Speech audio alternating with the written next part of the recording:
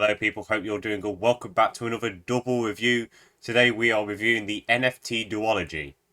NFTs, remember those things? Remember those things that people said were going to be the most best thing ever in crypto and everything? But now it's just a laughing stock if people buy them. And people are just stupid about them now.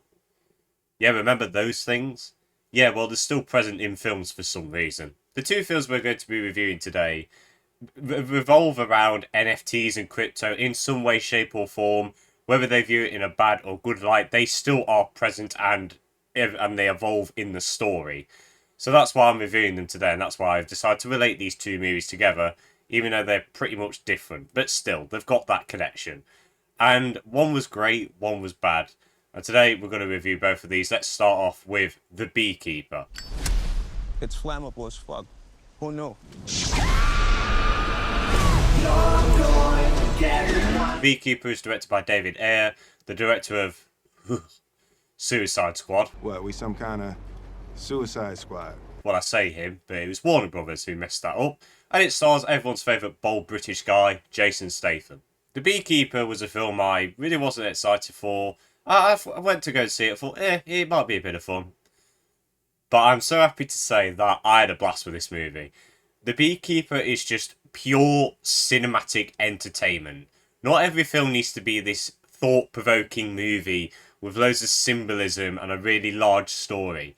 Sometimes I just want to sit in a cinema with my popcorn and my drinks and just have a blast with a movie. And this is exactly what The Beekeeper is.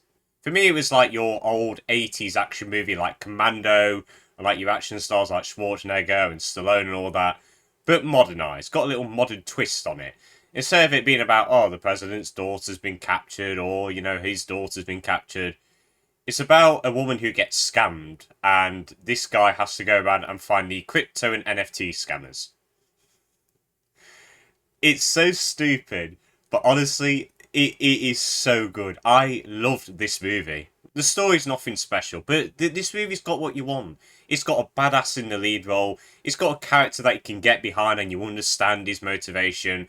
You got the cop characters who go through the story trying to catch the guy, and they have a certain understanding motivation as well of why they want to catch him. It's got all what you want in these sort of movies, and it just makes for an entertaining 100 minutes. And despite this movie being very over the top, it still managed to have some really good emotion. Mr. Clay, who's the main character, our badass lead, he has a pretty good relationship with this woman, and it's very sad to see where it goes, and that's the driving force for why he wants to kill all these scammers. It's very understandable. And then you have the cop character who relates to this woman. I don't think she was used that well, and also the dialogue of that character was really bad. Even for an over-the-top stupid film, her dialogue was way too corny for me.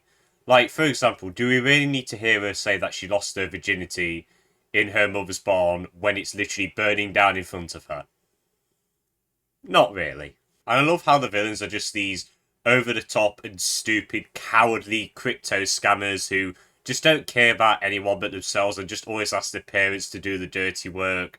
So it makes Jason Statham's beat-ups of them very satisfying and fun. And I like how the movie implements all these like different kinds of assassins with their own like personalities and styles. It's clear that David Ayer takes heavy inspiration from John Wick, and that's kind of like my only nitpick with that. But I didn't mind. I think they mixed it up a little bit. They tried to give them like a bit more personality with their looks and everything, and their styles and how they talk. That's one thing I think they did a little bit better. Well, of course, the main draw of this film is Jason Statham beating up scammers.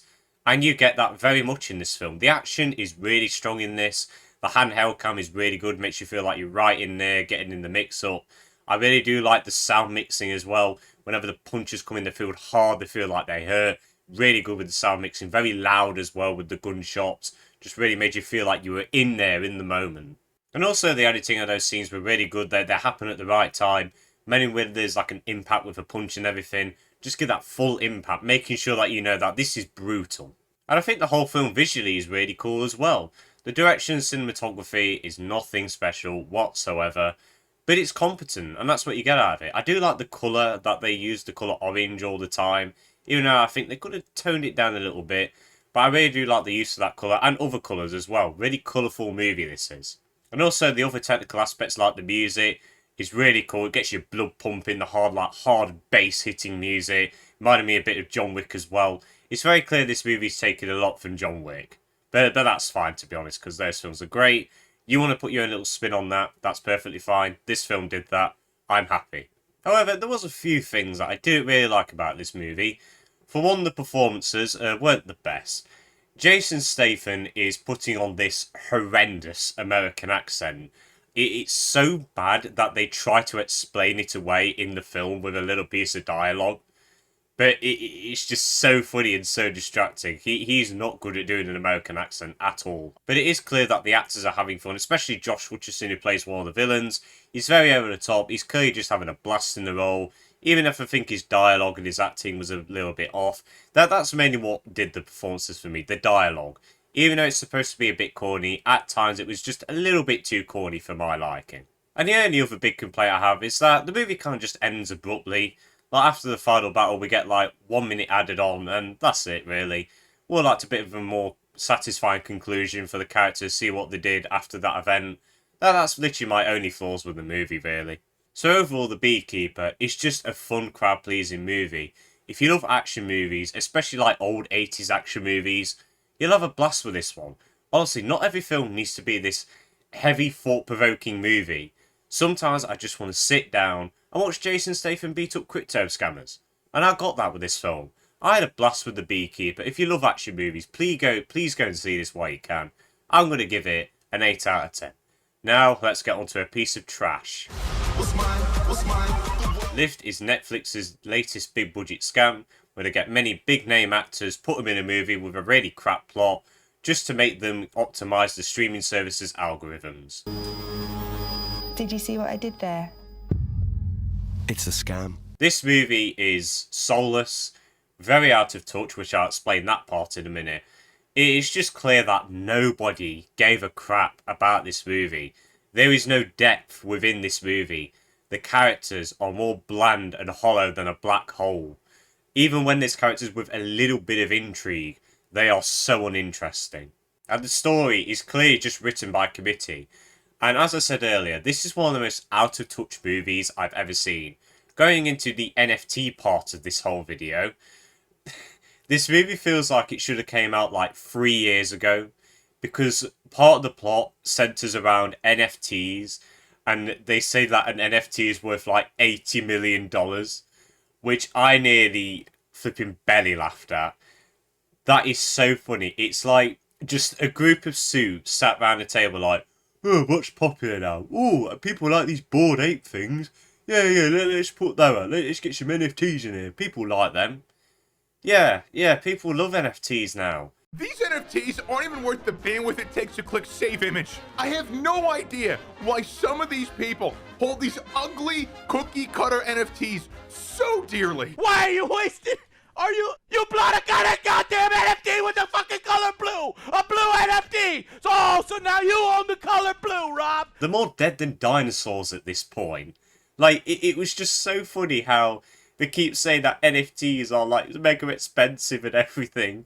And now there's this like NFT guru with the main part of the plot. It was so out of touch and laughable. And this is a movie that's trying to take itself very seriously. So the story and the characters are uninteresting, and it also seems like the actors are really uninterested as well. They're obviously just there for a paycheck, they're obviously forced into this movie, and they're just there for a bit of money, that's all. I can tell when Kevin Hart's trying, because I like him and he's funny. I'm a big Kevin Hart fan. But in this, he looked like he would rather be doing anything else. He was so bland, and he had no chemistry with any of the other main actors. I don't give a fuck! Gugu Mbatha-Raw, again, looks very uninterested. She has a romance with Kevin Hart's character. Again, those two actors have zero chemistry whatsoever. She has zero chemistry with everyone.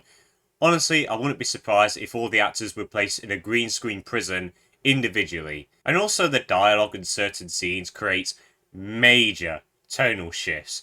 Major shifts in tone that are so jarring. This movie centers around a villain who's this cold, calculated guy who, if you mess with, he won't be afraid to shoot you in the head and kill you. But then we're just adding in like long ass sex jokes. There's one sex joke that lasted so long. It might have been funny if you kept it contained.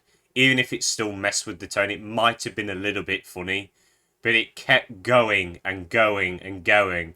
And I was getting so sick and tired of it. When we're adding in jokes to this serious crime thriller, it just messes up the tone altogether. What do you want to be? A serious spy thriller or a comedy spy movie or something like that? Pick one. You can't have both. And the movie on a technical level was horrendous. The CGI was so bad. The CGI of the planes, the green and blue screen, looked so fake that any sense of realism or tension that this movie may have had left in it was just washed away completely because it looked so fake. There is nothing amazing or eye-catching about the cinematography. It's very bland and simple and basic. That's all it is. The only bit of direction that I really liked in this film and cinematography was the action scenes. It's very clear they're editing it around stunt doubles all the time, but it wasn't too distracting. It was manageable, but that's not really a big compliment anyway. And the other technical aspects are pretty terrible too, especially the music. The music is either just licensed songs or music you'll just find on royalty-free websites. It is that boring. So overall, Lift is another Netflix movie that's just there for you to play while you're doing your chores. It's clear nobody cared about this movie. Everyone was just there for a paycheck. It's also one of the most out-of-touch films I've seen in a while. It's clearly just written by suits who try to get with the youth. It's so stupid. This movie's terrible. Don't watch it. It's another one of these flipping Red Notice, Heart of Stone movies that Netflix keeps producing. It's terrible. Don't watch it. Lift is going to get a 0.5 out of 10. That's the only thing I can give it. It's terrible. Waste of time. Netflix, I'm begging you, please, stop making these movies. And guys, that is it for the end of this double review. I hope you all enjoyed. I hope you enjoyed my video on the NFT Duology. Let me know if you've seen any of these movies. Let me know your thoughts on them. Always love to hear your opinions. But I hope you all enjoyed this video. Have a good day. And see you later.